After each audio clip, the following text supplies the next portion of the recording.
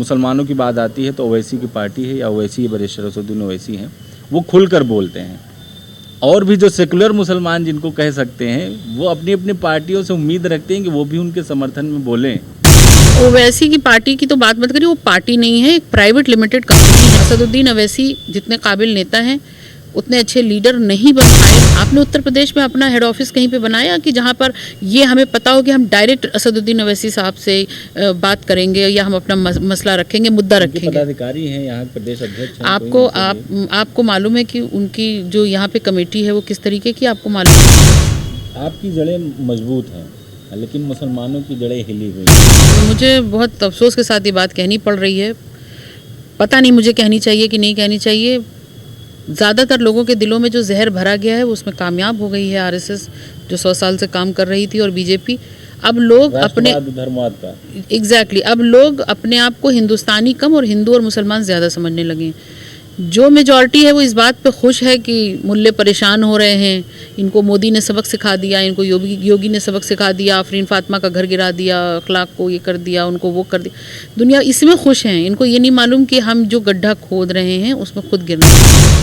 देश के अंदर इस तरह का माहौल पैदा करने की नुपुर शर्मा हो या टी राजा हो या इस तरह के तमाम आजा बाजा आते रहते हैं।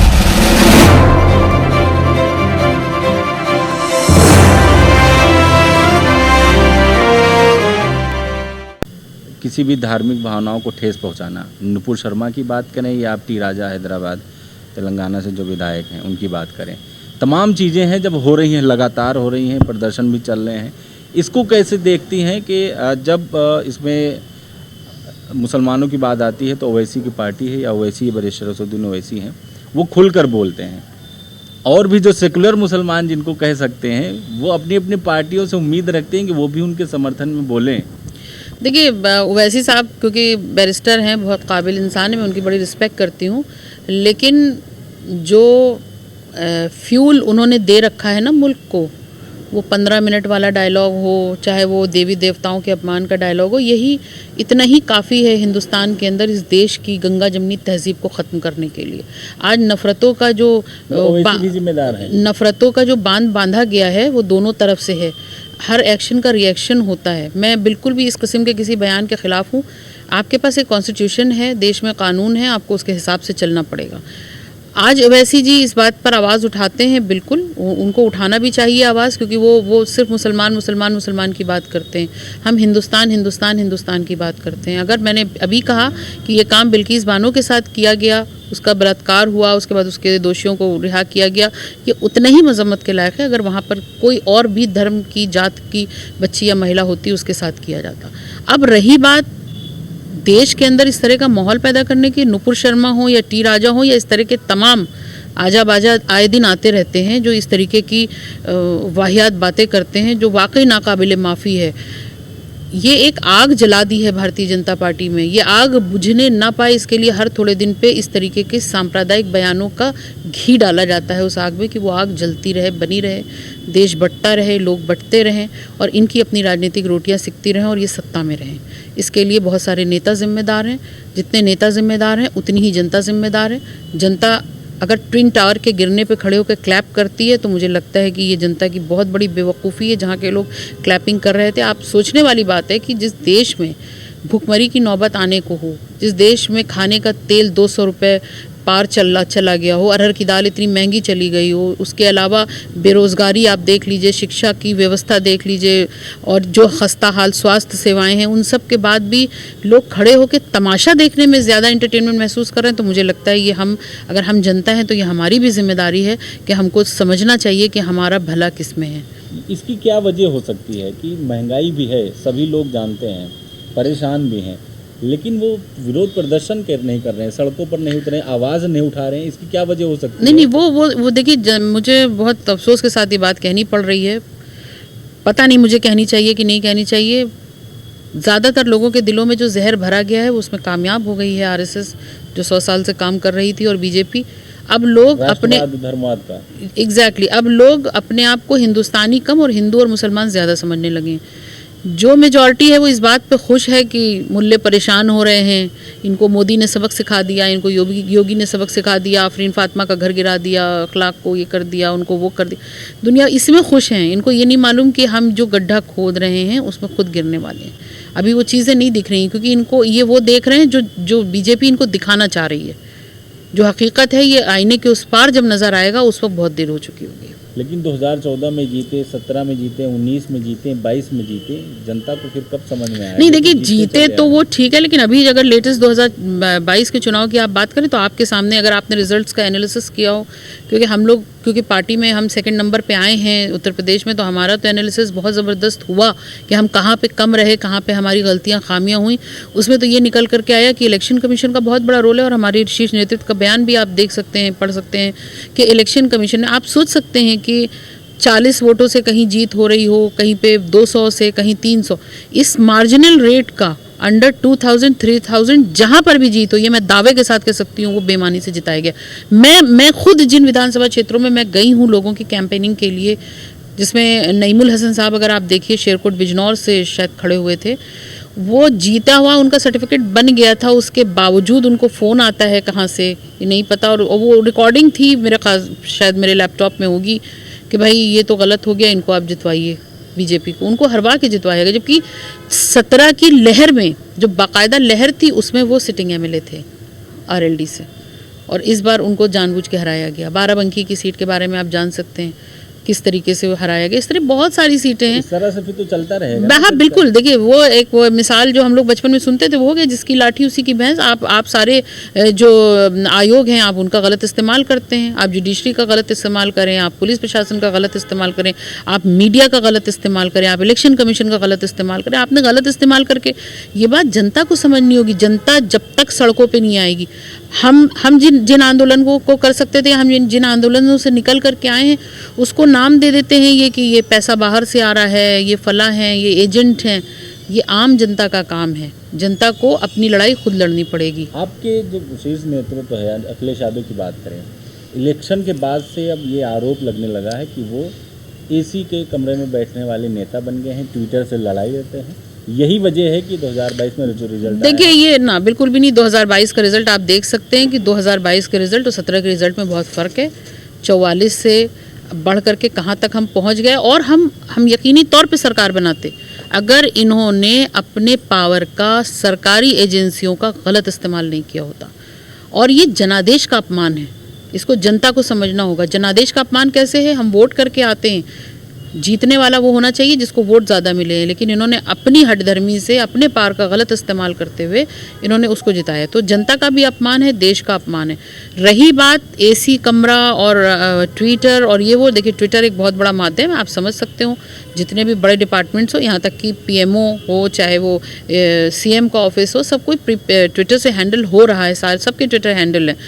ये विरोधियों की एक चाल है कि आप किसी का नरेटिव सेट कर दीजिए। जिस तरीके से देश के महान नेता का पप्पू नाम से नैरेटिव सेट कर दिया गया है, जबकि उनको भी मालूम है कि उनकी और इनकी काबिलियत में क्या फ़र्क है। तो आज आप नैरेटिव जितना भी सेट करें, हम ज़मीन के नेता हैं, हमारी जो तालीम है, तरबियत है, वो नेताजी से है, और वही समाजवादी सरकार है जो आज आपको लग रहा होगा कि सत्ता में नहीं है, लेकिन आप समझ लीजिए कि हमारी जड़ें बहुत मजबूत हैं। हम जनता की लड़ाई इसी तरीके से लड़ते रहेंगे। आपकी जड़ें मजबूत हैं, लेकिन मुसलमानों की जड़ें हिली हुई हैं। वो इस वक्त ये सोच में है कि किसके साथ जाए। 2022 में वोट दे के आप लोगों को भी देख लिया है। एक तरफ एक और पार्टी है ओवैसी की, जो भी मुद्दा हो उस पर वो तुरंत खुलकर नहीं। देखिए ओवैसी की पार्टी की तो बात मत करिए, वो पार्टी नहीं है, एक प्राइवेट लिमिटेड कंपनी है, आप समझ सकते होंगे उसको, जो हैदराबाद में है। आज की तारीख में मुसलमानों की, मुरादाबाद में इतना बड़ा कांड हो गया, उन्होंने भी क्या किया? उन्होंने भी तो ट्वीट किया, और उन्होंने कौन सा निकल करके आंदोलन, अखिलेश यादव आंदोलन नहीं कर रहे हैं, असदुद्दीन ओवैसी ने कौन सा आंदोलन कर दिया? मुझे आप बताइए इसी बात पे। तलाक से लेके सीए का मामला है, अरे मैं उस पर भी आऊँगी, आप अभी तो बताइए मुझे, बिल्किस बानो पे कौन सा आंदोलन कर दिया असदुद्दीन ओवैसी ने? उन्होंने भी तो ट्वीट किया। देखिए और भाषणों में भी बोलते हैं। हाँ बिल्कुल, हम भी भाषण में बोलते हैं, हमारा शीर्ष नेतृत्व भी बोलता है। ज़रूरी थोड़ी है कि सबकी बॉडी लैंग्वेज एक हो, सबकी लैंग्वेज एक हो। हमें मालूम है कि हम अलग तरह के नेता हैं, हम अलग तरीके से बोलेंगे, उसी मुद्दे को आप बोलेंगे। मैं सुमैया राणा का बात करने का स्टाइल अलग है, मेरी पार्टी के दूसरे प्रवक्ताओं की बात करने की तरीका अलग है।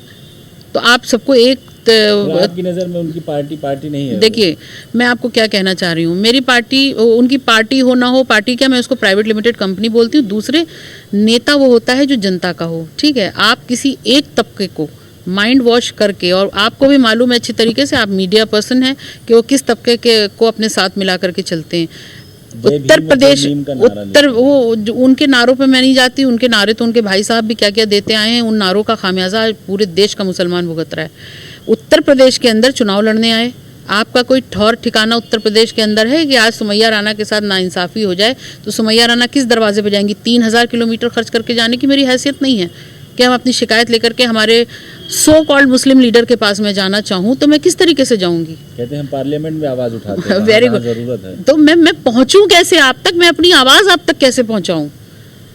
आप ये बताइए। मैं अपनी ये 26 लोग मुरादाबाद में जिनके खिलाफ एफआईआर हुई है, जिसमें कुछ 10 अज्ञात हैं और बहुत से उसी में के भागे हुए हैं जो अरेस्टिंग नहीं चाह रहे हैं अपनी, आज वो अपने सो कॉल्ड मुस्लिम लीडर के पास जाके मदद मांगना चाहें, चाहे वो फाइनेंशियल मदद हो, चाहे वो लीगल मदद हो या कोई भी मदद हो, वो आपको टच कैसे करेंगे? मुझे तो बता दीजिए। मेरे पास तो बहुत सारे, मैं इस टॉपिक पे बिल्कुल बात नहीं करना चाह रही थी, लेकिन आई एम सॉरी टू से, बहुत से लोग ऐसे आते हैं, वो कहते हैं, वो इसी बात से परेशान है कि उनको पकड़ा कहाँ जाए। बिहार के लोग मेरे पास कम से कम नहीं तो 1000-1500 तो ऐसे लोग हैं जो MIM के लोग हैं, और वो मेरी भी बहुत रिस्पेक्ट करते हैं ऑब्वियसली, क्योंकि मैंने भी अपनी लड़ाई लड़ी है CNRC के उसमें।